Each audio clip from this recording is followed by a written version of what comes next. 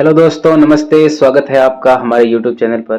दोस्तों, हम अध्ययन कर रहे थे इंडियन हिस्ट्री में मुगल वंश के बारे में। और मुगल वंश में हम जो है हुमायूं का जो निर्वासन काल था 1540 से लेकर 1555 तक, उस बीच जो द्वितीय अफगान राज्य की स्थापना हुई है, यानी कि शेरशाह सूरी के बारे में हम अध्ययन कर रहे थे इस कालक्रम में, 1540 से लेकर 1555 के कालक्रम में। हालांकि शेरशाह का जो शासनकाल है वो 5 साल का ही है, 1540 से लेकर 1545 तक। और सैनिक अभियान करते करते ही जो है इसकी मृत्यु हो जाती है। तो हम आज की इस क्लास में जो है शेरशाह के सैनिक अभियानों की चर्चा करने वाले हैं। चलिए सबसे पहले देख लेते हैं हुमायूं के विरुद्ध अभियान। यानी जैसे ही ये हुमायूं को पराजित करके ही ये दिल्ली का बादशाह बना था, और हुमायूं के विरुद्ध जो है इसने अभियान जारी रखा। हुमायूं को पराजित करने के बाद भी चौसा और बिलग्राम के युद्ध के बाद में भी जो है हुमायूं के विरुद्ध अभियान जारी रखा था। यानी कन्नौज या बिलग्राम के युद्ध में हुमायूं पराजित हो चुका था, और इस युद्ध के बाद में जो है शेरशाह ने कन्नौज पर अधिकार कर लिया था। हुमायूं कन्नौज से आगरा की तरफ बढ़ा। शेरशाह कन्नौज की व्यवस्था करने के लिए स्वयं जो है वहीं कुछ समय तक रुक गया था। उसने सेना की जो है 3 टुकड़ियां 3 दिशाओं में भेजी। उसने सेनाओं की 3 टुकड़ियां की और तीनों दिशाओं में भेजी। कौन कौन सी? सबसे पहली सुजान खां को भेजा ग्वालियर, और दूसरा नासिर खां के नेतृत्व में सेना भेजी संभल की विजय के लिए, और तीसरा जो दल है वो ब्रह्मजीत कौर के नेतृत्व में हुमायूं का पीछा कर उसे भारत से बाहर खदेड़ने के लिए भेजा गया। 3 सैनिक टुकड़ियां बनी और तीनों को तीनों दिशाओं में भेज दिया। और हुमायूं का पीछा करने वाली ये इंपॉर्टेंट तीसरा दल ध्यान रखिएगा, ब्रह्मजीत कौर के नेतृत्व में जो है हुमायूं के पीछे, हुमायूं को भारत से बाहर खदेड़ने के लिए जो है तीसरा दल भेजा शेरशाह सूरी ने। अफगान सेना ने आगरा पहुंचकर अनेक मुगलों की हत्याएं की। अफगान सेना की नृशंसता और शेरशाह के आगरा पहुंचने की सूचना पाकर भयभीत हुमायूं जो है वो भागकर लाहौर चला गया, आगरा से भाग गया। शेरशाह ने आगरा पहुंचकर एक सेना की जो अन्य टुकड़ी है वो ख्वास खां के नेतृत्व में हुमायूं का पीछा करने के लिए भेजा। एक तो भेज दी ब्रह्मजीत कौर के नेतृत्व में, और दूसरी ये ख्वास खां के नेतृत्व में या आगरा आकर जो है हुमायूं के पीछे सेना भेज दी। तो दोनों टुकड़ियों का ध्यान रखना, ख्वास खां का भी और दूसरी ब्रह्मजीत कौर के नेतृत्व वाली भी। हुमायूं लाहौर में ही रुककर जो है अपनी शक्ति संगठित करने का प्रयास करने लगा। इस अवसर का लाभ उठाकर शेरशाह जो है दिल्ली की व्यवस्था कर पंजाब की सीमा तक आ धमका। बाध्य होकर हुमायूं को जो है लाहौर से भी हटना पड़ा, और वह हुमायूं जो है सिंध की तरफ बढ़ा। ख्वास खां ने हुमायूं का पीछा झेलम नदी के किनारे तक किया। इसी समय शेरशाह जो है सरहिंद से लाहौर होता हुआ खुसाब तक जा धमका और हुमायूं का पीछा जारी रखने का आदेश दिया। फलतः ख्वास खां ने जो है उच्च के पश्चिम पंचनद तक जो है हुमायूं का पीछा किया, और जब तक हुमायूं ने जो है भारत की सीमा को नहीं छोड़ा, यानी ईरान का मार्ग पकड़ लिया था हुमायूं ने, तब जाकर ख्वास खां ने जो है हुमायूं का पीछा छोड़कर वापस शेरशाह के पास आया। इस प्रकार कम से कम शेरशाह के जीवन काल तक हुमायूं जैसे बदनसीब मुगल बादशाह की भारत से विदाई हो गई, और हुमायूं जो है शेरशाह की मृत्यु के बाद ही उन्हें भारत जो है वापस आ सका। यानी जब तक शेरशाह था, शेरशाह तो 1545 तक रहा था, और जो हुमायूं आया है भारत में वो वापस 1555 में आया है, 10 साल बाद ही आया है। शेरशाह के जीवन काल में तो हुमायूं भारत में आ ही नहीं पाया था।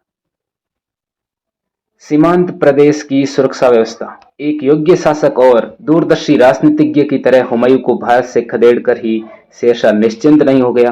वह इस बात को अच्छी तरह समझता था कि जब तक उत्तर पश्चिमी सीमांत प्रदेश की सुरक्षा की व्यवस्था नहीं की जाती, तब तक दिल्ली आगरा का जो राज्य है वो सुरक्षित नहीं है। हुमायूं के पलायन के बाद भी सीमांत प्रदेश से मुगलों के आक्रमण का जो है खतरा बना हुआ था। इस खतरे को सदा के लिए समाप्त करने के उद्देश्य से शेरशाह बोलन दर्रे और पेशावर से भारत आने वाले मार्ग को अपने नियंत्रण में रखना चाहता था। इसलिए उसने सीमांत प्रदेश पर जो है अपना प्रभाव जमाने का निश्चय किया। सबसे पहले खुसाब में ही रहते हुए उसने प्रमुख बलूची सरदारों इस्लाम खां, फतेह खां, गाजी खां को जो है अपने पक्ष में लिया। बलूचिस्तान में ही है ये, पाकिस्तान में। सीमांत प्रदेश में शेरशाह की सबसे अधिक विकट समस्या थी गखरों पर जो है विजय प्राप्त करना। गखर जो थे ये इनकी हमदर्दी मुगलों के साथ थी, अतः उसने उनके जो नेता थे सारंग, ये गखरों के नेता थे, सारंग ने अफगानों की अधीनता स्वीकार करने से इनकार कर दिया क्योंकि ये मुगलों के पक्ष में थे। क्रुद्ध शेरशाह ने गखरों के अनेक ठिकानों को जो है नष्ट करवा दिया और अनेकों को जो है मौत के घाट पे उतार दिया। इसके बावजूद शेरशाह गखरों को अपने प्रति जो है पूर्ण रूपेण स्वामी भक्त नहीं बना सका। उसने उनकी शक्ति तोड़ दी परंतु उन्हें नष्ट नहीं कर सका, गखरों को जो है पूरी तरह नष्ट नहीं कर सका। शेरशाह ने इतना अवश्य किया कि गखरों पर अंकुश रखने के लिए उसने सीमांत प्रदेश में पश्चिमी रोहतास नामक एक सुदृढ़ किले की जो है नींव रखती थी, वहां सीमांत प्रदेश में। यह दुर्ग शेरशाह की मृत्यु के बाद ही पूरा हो सका, परंतु इस दुर्ग ने अनेक वर्षों तक जो है मुगलों को भारत की तरफ जो है पांव बढ़ाने की हिम्मत नहीं दी। शेरशाह को सीमांत प्रदेश के स्वतंत्र अफगान सरदारों और जाटों की समस्याओं को भी सुलझाना पड़ा। अफगानों ने शेरशाह की अधीनता तो स्वीकार कर ली, परंतु बलूचियों के विरुद्ध जो है शिकायत की। शेरशाह ने अफगानों की समस्याओं को सुलझाने के लिए अपने भतीजे हैबत खां को नियुक्त किया, परंतु उसके दुर्व्यवहार से क्षुब्ध होकर बलूचियों ने उनकी हत्या कर दी, हैबत खां की हत्या कर दी। फलतः एक अन्य सरदार को जो है बलूचियों का दमन का कार्य सौंपा गया, क्योंकि वहां पर अफगान जो लोग थे वो लोग इनसे दुखी थे, इस कारण बलूचियों का दमन करना जरूरी हो गया है। तो हैबत खां ने अच्छा व्यवहार नहीं किया, इस कारण उन्होंने जो है बलूचियों ने ही इसको मार दिया। और अब दूसरे किसी अन्य सरदार को भेजा है, उसने जो है सफलतापूर्वक इस कार्य को किया। समस्त प्रदेश में जो है शेरशाह की सत्ता स्थापित की गई। इस प्रकार सीमांत प्रदेश में जो है शेरशाह की सत्ता स्थापित हो चुकी है। बंगाल में विद्रोह हुआ और उसका भी दमन कर दिया है शेरशाह ने। हुमायूं का पीछा करने और सीमांत प्रदेश की व्यवस्था करने की वजह से शेरशाह जो है लंबे समय तक राजधानी आगरा और दिल्ली से दूर रहा था। उसकी अनुपस्थिति में का लाभ उठाकर बंगाल के गवर्नर खिज्र खां ने जो है अपनी स्वतंत्र सत्ता जो है स्थापित करने का प्रयास किया था। उसने बंगाल के मृत और पूर्व सुल्तान महमूद, जो बंगाल के पहले सुल्तान थे, सुल्तान महमूद, उसकी पुत्री से अपना विवाह कर लिया था इसने और खिज्र खां ने, और अपनी स्थिति अत्यधिक सुरक्षित कर ली थी। अब वह वस्तुतः एक स्वतंत्र शासक की हैसियत से बंगाल पर शासन कर रहा था। जिस समय शेरशाह गखरों के विरुद्ध अभियान में संलग्न था, उसी समय उसे ये सूचना मिली कि जो है शेरशाह को सूचना मिली कि खिज्र खां जो है स्वतंत्र शासक जो है बन रहा है, स्वतंत्र ज्यादा ही हो रहा है कुछ। अतः उसने सीमांत प्रदेश का कार्य अपने योग्य और विश्वसनीय साथियों पर छोड़ दिया और स्वयं तेजी से इधर आ गया बंगाल की तरफ, खिज्र खां की तरफ। शेरशाह जो है जून 1541 में बंगाल की राजधानी गौड़ पहुंचा। विद्रोही खिज्र खां को अपदस्थ कर गिरफ्तार कर लिया गया।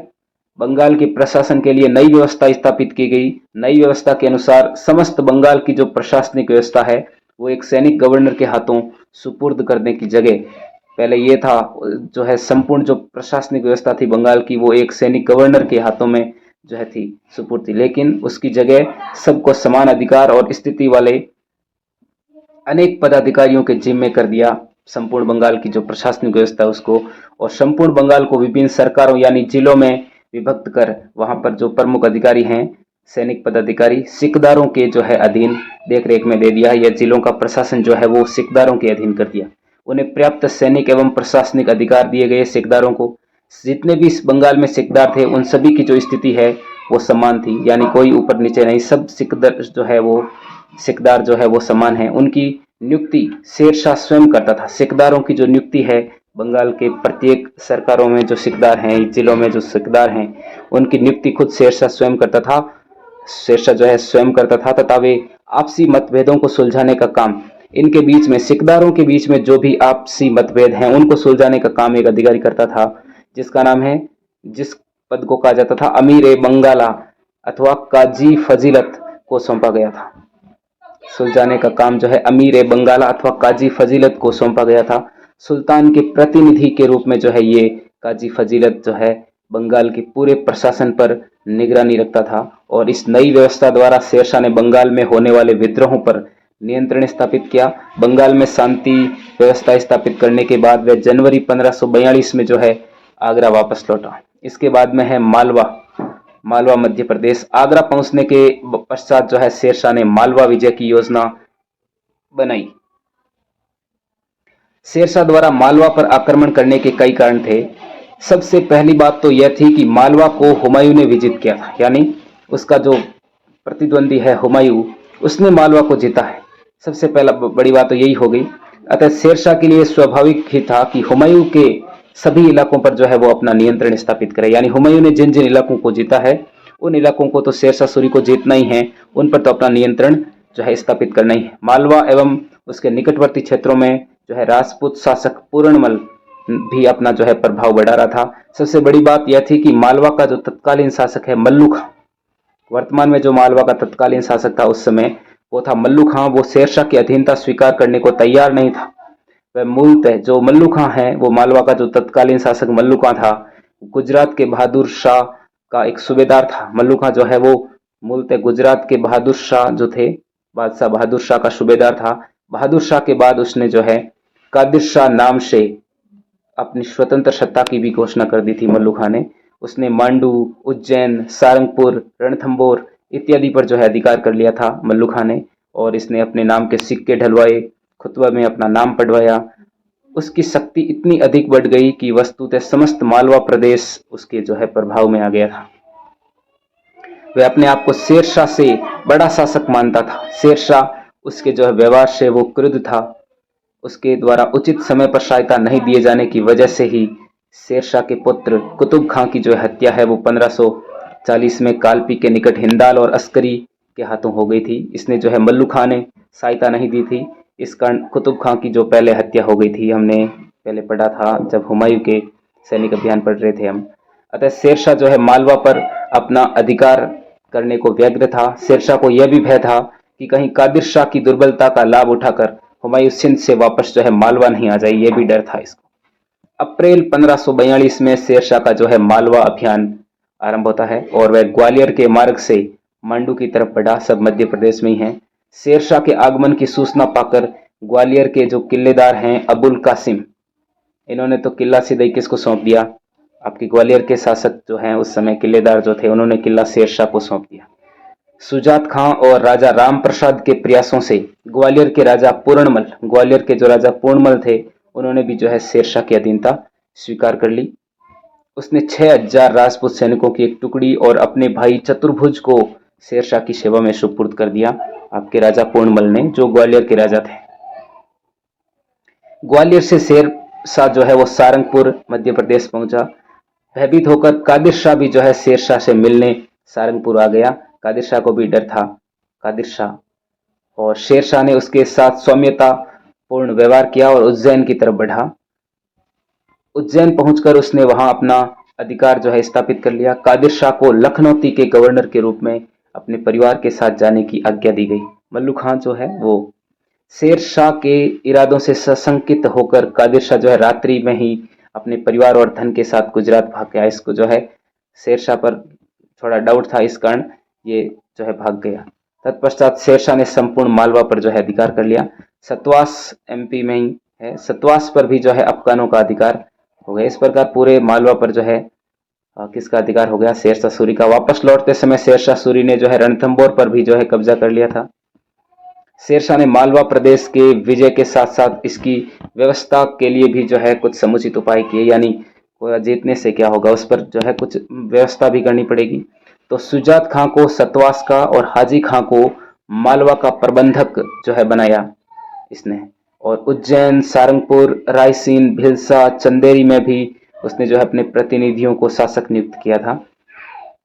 हाजी खां को समस्त मालवा का जो है फौजी शासक बना दिया, सैनिक शासक, फौजी शासक बना दिया।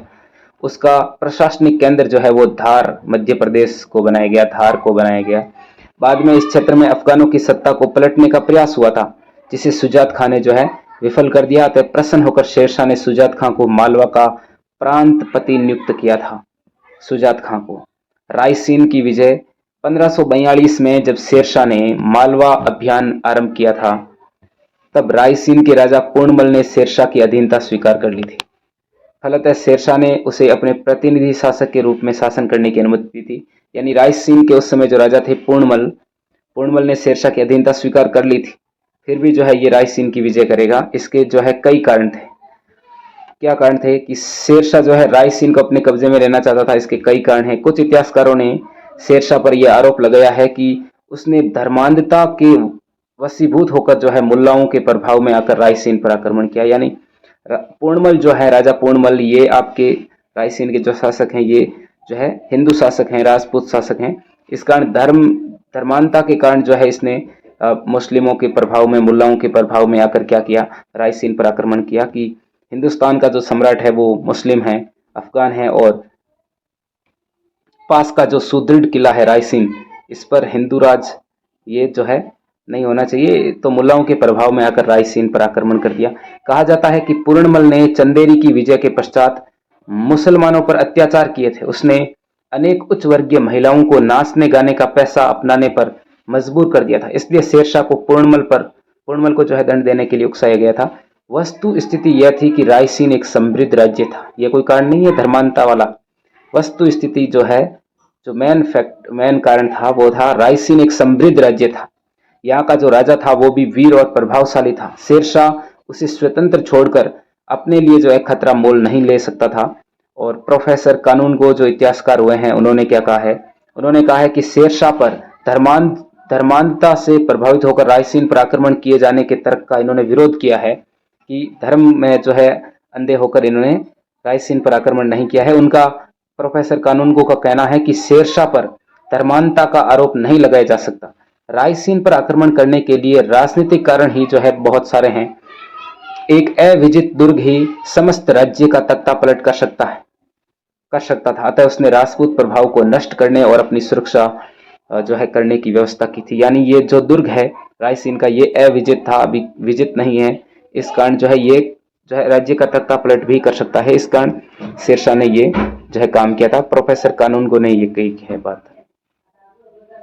और कारण के बाद में देख लेते हैं रायसीन अभियान पर जो है शेरशाह वो 1543 में निकलते हैं रायसीन अभियान के लिए, और रायसीन पहुंचकर उसने दुर्ग को घेर लिया। दुर्ग को तो घेरेंगे ही, और पूर्णमल जो रायसीन के शासक थे उसने प्राणपण से किले की रक्षा की, है ना, प्राण से भी ऊपर रखा अपने जो है मातृभूमि, अपने किले की रक्षा, और शेरशाह को इस पर अधिकार करने से रोके रखा। पूर्णमल ने बाध्य होकर शेरशाह ने चालाकी से काम लिया। उसने पूर्णमल को आश्वासन दिया कि अगर वह किला शेरशाह को सौंप दे और जांच के पश्चात यदि पूर्णमल जो है निर्दोष पाया जाता है तो शेरशाह उसकी सारी जागीर उसे वापस कर देगा। शेरशाह ने राजा के परिवार और उसके संबंधियों की सुरक्षा का भी जो है उसे आश्वासन दिया। फलतः पूर्णमल जो है वो शेरशाह के कहने में आ गया, और पूर्णमल जो है अपना दुर्ग छोड़कर शेरशाह द्वारा बनवाए गए जो है शिविर में चला गया। शेरशाह ने उसके साथ विश्वासघात किया और उस पर आक्रमण कर दिया। शेरशाह ने जो विश्वासघात किया, बात कहकर जो है अपनी बात से मुकर गया। राजपूतों ने वीरता से अफगानों का सामना किया, परंतु जितने भी राजपूत थे वो युद्ध में मारे गए। यद्यपि रायसीन पर शेरशाह का अधिकार तो हो गया, तथापि रायसीन की जो विजय है वो शेरशाह सूरी के चरित्र पर एक धब्बा है। रायसीन को शाहनाज खां शेरवानी के सुपुर्द कर शेरशाह जो है आगरा वापस लौट गया था।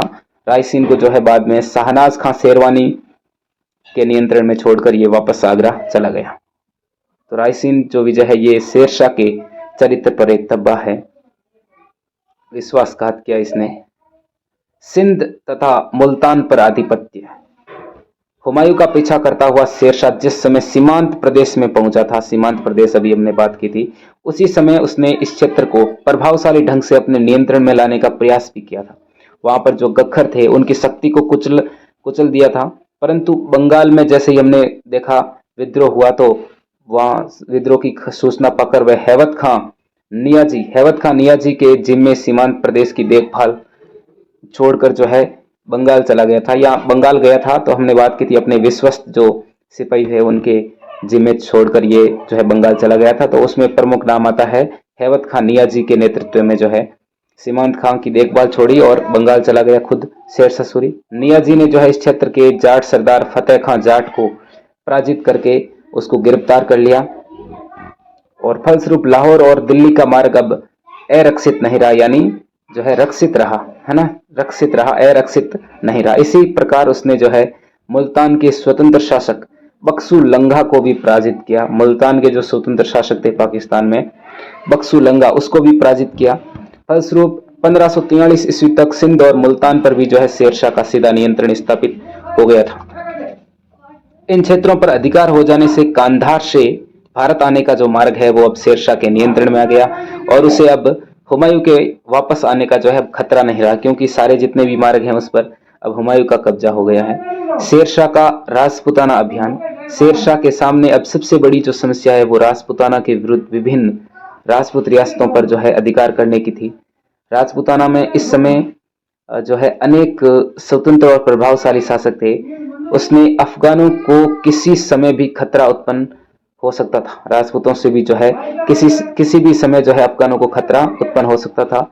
इनमें से कुछ राज्यों की हमदर्दी तो मुगलों के साथ भी थी।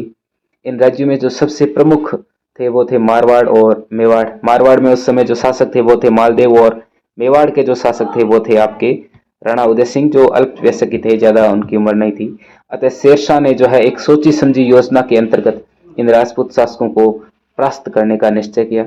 शेरशाह ने जो सबसे पहले है वो मारवाड़ के शासक जो थे राव मालदेव, उसकी तरफ अपना ध्यान दिया। राणा सांगा जो मेवाड़ के शासक थे, उनकी मृत्यु के बाद राजस्थान में मारवाड़ के राज्य की जो शक्ति है वो बहुत ज्यादा बढ़ गई थी। अपने पिता की हत्या के बाद जो है हत्या करके 1532 में मालदेव मारवाड़ का शासक बना था। अपने पिता राव गंगा की हत्या करके 1532 में जो है मालदेव शासक बना मारवाड़ का। उसने कुछ ही वर्षों में जो है के अंदर अपनी शक्ति और राज्य की सीमा का जो है काफी विस्तार कर लिया था। उसके प्रभाव में बीकानेर, जोधपुर और जयपुर के राज्य भी थे। उसकी विस्तारवादी और आक्रामक नीति अफगानों के लिए कभी भी खतरनाक बन सकती थी। मालदेव के राज्य की सीमा वस्तुतः अफगान राज्य की सीमा के निकट तक जो पहुंच गई थी। मालदेव की जो सीमा लगती थी राज्य की सीमा, वो अफगान राज्य की सीमा जो है मिलती थी, दोनों निकट ही थी। उसने जो है शेरशाह द्वारा मालदेव पर आक्रमण करने के जो कारण हैं, उसमें अन्य कारण भी हैं। जैसे उसने मालदेव ने जो है शेरशाह के पुत्र कुतुब खां की युद्ध के अवसर पर सहायता नहीं की थी। इस कारण जो है ये कुतुब खां मारा भी गया था। इतना ही नहीं, उसने जो बुरे दिन थे हुमायूं की सहायता भी की थी। हुमायूं को यहाँ मारवाड़ में शरण भी दी थी। ये कारण भी जो है शेरशाह बताता है। इन सब कारणों से क्रोधित होकर शेरशाह ने जो है मालदेव पर आक्रमण करने का निश्चय किया। इसी बीच शेरशाह को आक्रमण करने का एक बहाना भी मिल गया था। राजस्थान के कुछ असंतुष्ट सामंतों और निष्कासित शासकों, जिनमें प्रमुख थे मेड़ता के राजा वीरमदेव मेड़तिया, और बीकानेर के राजा राव कल्याणमल के मंत्री नागराज, यानी बीकानेर और मेड़ता के जो लोग हैं, ये मेड़ता के जो राजा हैं, ये आपके इसके पास आए, हुमायूं के पास, और आपके शेरशाह सूरी के पास आए और शेरशाह से मालदेव के विरुद्ध जो है सहायता की मांग की कि भाई हमारा राज्य जो है मालदेव ने छीन लिया है। इस कारण 1544 में शेरशाह मालदेव के विरुद्ध अभियान पर निकलता है। दोनों नाम ध्यान रखिएगा, मेड़ता के राजा वीरमदेव और बीकानेर के राजा थे राव कल्याणमल। हालांकि कल्याणमल के मंत्री गए थे इनसे सहायता की मांग करने के लिए। कल्याणमल के मंत्री थे नागराज। अजमेर के निकट दोनों सेनाएं, शेरशाह सूरी की और मालदेव की दोनों सेनाएं जो हैं वो लंबे समय तक डटी रही। कोई भी पक्ष जो है पहले आक्रमण नहीं करना चाहता था। शेरशाह के लिए प्रतीक्षा वो कठिन हो रही थी, इसलिए उसने धोखा देकर एक जाली पत्र जो है वो मालदेव के सामंतों में फूट पैदा करने के लिए जो है जाली पत्र भेज दिया उनके जो है शिविरों में। जो इनके प्रमुख सामंत थे मालदेव के, जैता और कुंपा, नाम सुना होगा आपने। मालदेव पर अपना विश्वास दिखाने के लिए उसके कुछ सामंतों ने मालदेव के मना करने पर भी शेरशाह पर जो है आक्रमण कर दिया था। मालदेव ने हालांकि उसको विश्वास दिलाने की कोशिश की कि ये जो है जाली पत्र, ये जो पत्र है ये मेरा नहीं है, ये कोई फर्जी है, लेकिन जो है विश्वास नहीं कर पाए सामंत।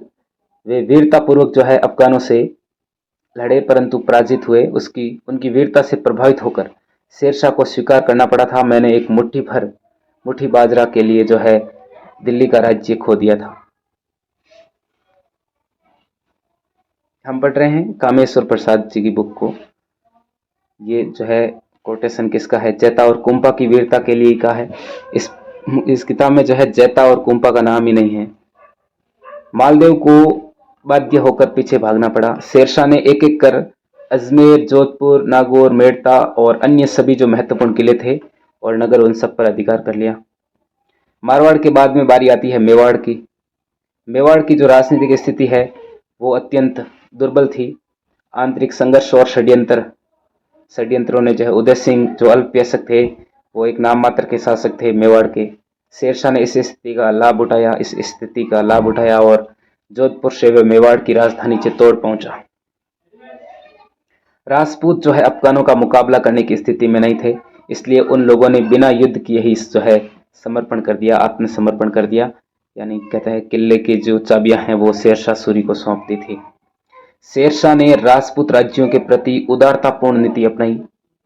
उसने पराजित शासकों को अपदस्थ नहीं किया, यानी पद से हटाया नहीं, उसको जो है राजा बने रहने दिया, बल्कि उसने अपनी स्वामी भक्ति स्वीकार करवा कर उन्हें पुनः अपने राज्य में बना रहने दिया। उदाहरण स्वरूप मेड़ता और बीकानेर के जो राजा हैं बिरमदेव और कल्याणमल को जो है उसके राज्य वापस सौंप दिए। इसके साथ साथ मेवात मेवात को जो है केंद्र बनाकर राजस्थान में अफगान शक्ति की जो है स्थापना भी की गई थी। तथापि शेरशाह की जो नीति है, इस नीति से अफगानों को कोई स्थायी लाभ नहीं हुआ। शेरशाह की मृत्यु के साथ ही मालदेव और अन्य जो राजपूत शासक है वो वापस अपने क्षेत्रों में सक्रिय हो गए थे। शेरशाह का बुंदेलखंड अभियान, राजस्थान के पश्चात शेरशाह जो है वो बुंदेलखंड अभियान पर निकला। इस क्षेत्र पर जो है चंदेलों का शासन था।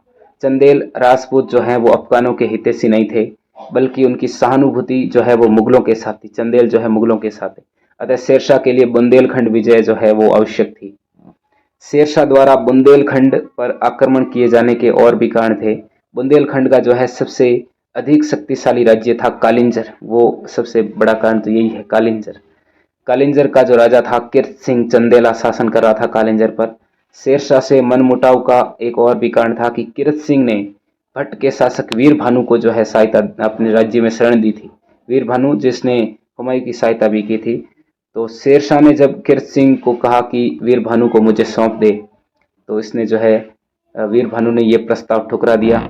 आपके कीर्त सिंह ने ये कह दिया कि वीर भानु को मैं तो नहीं भेजूंगा, ये तो मेरे पास ही रहेगा, मेरी शरण में आया हुआ जो है, मैं तो उसकी रक्षा करने का तो मेरा धर्म है। फिर क्रोधित हुआ शेरशाह और उसने कालिंजर विजय की योजना बनाई।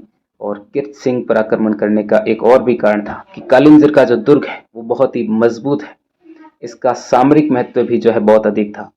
पुनः चंदेलों की शक्ति नष्ट कर शेरशाह जो है अपने राज्य की सुरक्षा करना चाहता था, और इसी कारण इसने जो है कालिंजर विजय की योजना बनाई। नवंबर 1544 में शेरशाह की एक बड़ी सेना, शेरशाह जो है अपनी बड़ी सेना के साथ कालिंजर पहुंचा नवंबर 1544 में, और उसने दुर्ग का घेरा डाल दिया।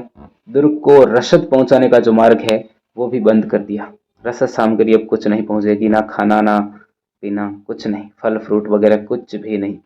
महीनों तक जो है दुर्ग का घेरा डाले रहने के बावजूद शेरशाह को सफलता नहीं मिल रही थी। अतः उसने जो है किले की दीवारों को बारूद से उड़ाने की आज्ञा दी, यानी इतना मजबूत किला था, इसकी जो दीवारें थी वो बहुत ज्यादा मजबूत थी किले की।